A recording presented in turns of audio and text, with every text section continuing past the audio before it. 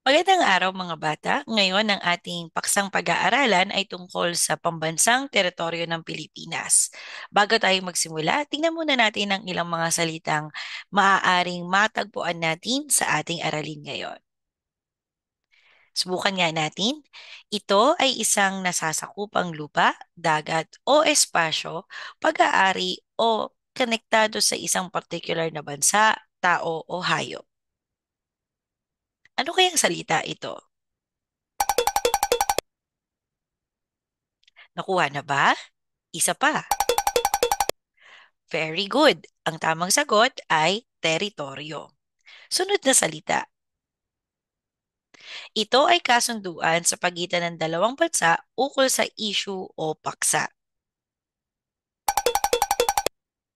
Isa pa. Tingnan natin kung makukuha mo na. Ang tamang sagot ay treaty. Ang dalawang salitang iyon na teritoryo at treaty ay mga mahalagang salita na ating pag-aaralan sa oras na ito. Noong nakaraan, napag-usapan natin ang tungkol sa lokasyon ng Pilipinas. Ito ay nakabase sa absoluto o lokasyon na nakabase sa latitude at longitude na degree na matatagpuan natin sa globo at mapa. Gayun din sa relatibong lokasyon o sa mga karatig bansa, anyong lupa at anyong tubig na nakapalibot sa Pilipinas. Ngayon naman, ating bibigyang diin ang tungkol sa teritoryo ng Pilipinas. Ang kahulugan ng teritoryo ay ito ay ang nasasakupang lupa, dagat o espasyo, pag-aari o konektado sa isang partikular na bansa. Mayroong apat na mahalagang elemento ang isang bansa upang matawag itong bansa. Una ay ang mamamayan, ikalawa ay ang teritoryo, ikatlo ay ang pamahalaan, at ikaapat ay ang soberanya. Mahalaga sa isang bansa na merong teritoryong titirhan ang mga mamamayan nito. Kaya dito sa ating bansa sa Pilipinas, mahalaga na alam mo bakit ang Pilipinas ay ating teritoryo. Pag-uusapan natin, ano ba mga ebidensya na itong ating lugar na kinabibilangan ay teritoryo ng Pilipinas. Ito ay ayon sa number one, kasaysayan, number two, sa international law, at number three, sa saligang batas. Una nating talakayin ang tungkol sa kasaysayan. May tatlong mahalagang dokumento na nagpapatunay na ang lugar na ating kinabibilangan ay sa atin. Ito ay ang Treaty of Paris, Treaty of Washington at Contract of Agreement. Isa-isahin natin kung ano-ano ang ibig sabihin ng bawat isang dokumentong ito. Ang unang dokumento ay ang Treaty of Paris. Ang Treaty of Paris ay nilagdaan noong December 10, 1898. Ito ay isang kasunduan sa pagitan ng Spain at USA. Sa kasunduang ito, sa treaty na ito, ang pinakamahalagang punto ay ibinigay na o ipinagkaloob na ng Espanya ang Pilipinas sa Estados Unidos. Pero hindi lang ito basta bigay, kundi ibinenta, okay, sa halagang $20 million ang Pilipinas sa USA. Kaya lang, noong ibinenta, may kulang. Kasi lumawak man ang kapuluan ng Pilipinas, hindi na isama sa unang bentahang ito ang ilang pulo na bahagi ng Sulu. So ito yung larawan na kung saan nilagdaan na ng Estados Unidos at Espanya. So mapapansin natin dito sa mapang ito, na dito sa may lugar na to, ayan, sa may Kalayaan Claim, sa Borneo, sa mga lugar na ito, hindi pa ito naisama sa unang binigay ng Espanya sa Pilipinas. So may binigay pero kulang. Kaya naman, hindi naglaon, after ng December 10 na kasunduan, ay nagkaroon ng susunod na kasunduan, which is tinatawag nating Treaty of Washington. Ito naman ay nangyari noong November 7, 1900s. Ito ulit ay sa pagitan ng Spain at USA.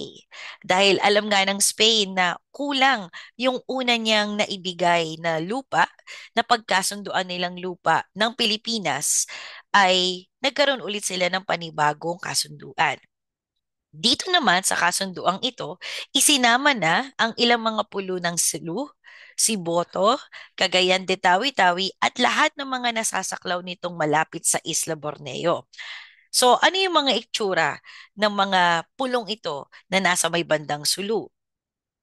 Tingnan natin ha. So muli, nagkaroon ng kasunduan at ito yung mga lugar na yon. Ayan. So ito yung lugar na malapit sa Palawan. 'Di ba? So makikita natin ang daming maliliit na mga lugar dito. Ito yung zoomed in version ng Sulu na mga isla. Ayan, napansin nyo, marami pang mga maliliit na pulo na naisama sa mismong teritoryo ng Pilipinas. At ito ay nangyari sa Treaty of Washington. So, nung Treaty of Paris, wala pa itong mga lugar na ito. Kahit na nagbayad na ng $20 million ang USA, hindi pa naisama ang Sulu Island. Ngunit, after ng ilang taon o 2 taon, naibigay na sa Treaty of Washington ang lugar na ito. Gayunpaman, hindi pa natapos doon ang pag-aari o pagpapalawak sa teritoryo ng Pilipinas. Pagkatapos ng ilang pang taon, nagkaroon tayo ng Contract of Agreement. Ito naman ay nangyari noong Enero 2, 1930. So isipin mo, after 30 years, ay nagdagdagan na naman ng teritoryo ang Pilipinas. Ito naman ay nasa pagitan ng kasunduan sa USA at Great Britain. Maaaring maisip mo, teacher, bakit po kasama ang Great Britain? Dahil ang Great Britain ay isa sa mga pinakamalalakas na bansa noong unang panahon na sumasakop din sa iba't ibang mga bansa. So, para mapag-usapang mabuti kung hanggang saan ang teritoryo ng Pilipinas, silang dalawa naman ang nag-usap. Ano naman ang mga napabilang sa Pilipinas base sa Contract of Agreement na ito? So base sa Contract of Agreement, ang ilang mga pulo tulad ng Turtle at Mangsi Island ay napabilang na sa kapuluan ng Pilipinas. So para mas madali ninyong makita, ayan. So nagkaroon na ng agreement. Tandaan ninyo na itong Mangsi at Turtle Islands ay though 1930 pa siya, naibigay sa Pilipinas, hindi pa ito fully na nagamit ng mga Pilipino. Nung natapos na o nakaalis na ang USA at naibigay na sa pamamahala ng Pilipinas, doon pa lang nagkaroon ng kontrol ang Pilipinas sa Mangsi at Turtle Island noong 1947. So para mas madali ninyong maunawaan kung ano ba yung tatlong mahalagang dokumento, ito ang quick summary nung lesson na yon. So sa Treaty of Paris noong December 10, 1898, ito ay kasunduan sa pagitan ng USA at Spain. At ang teritoryong saklaw ng Pilipinas sa batay sa kasunduang ito ay ang lahat ng mga teritoryo maliban lamang sa ilang bahagi ng Sulu. So maraming ng mga na idagdag, pero ang hindi kasama sa bentahang $20 million ay ang ilang bahagi o ilang pulo ng Sulu. Kaya nagkaroon ulit ng panibagong treaty, the Treaty of Washington, noong November 7, 1900s, sa pagitan muli ng USA at Spain. At dito isinama ang Sulu at lahat ng saklaw nitong malapit o maliliit na isla ng Borneo tulad ng Sibuto, Cagayan de Tawi-Tawi at ilan pa.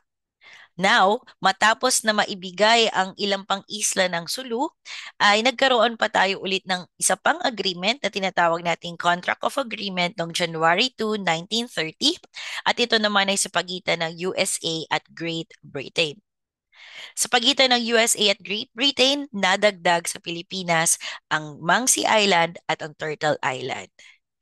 Mahalaga na alam mo na ang bansang Pilipinas ay hindi lang siya mayaman sa kasaysayan, ngunit ang kasaysayan ay isang malaking ebidensya kung bakit natin teritoryo ang kasulukuyan nating tinitirhan.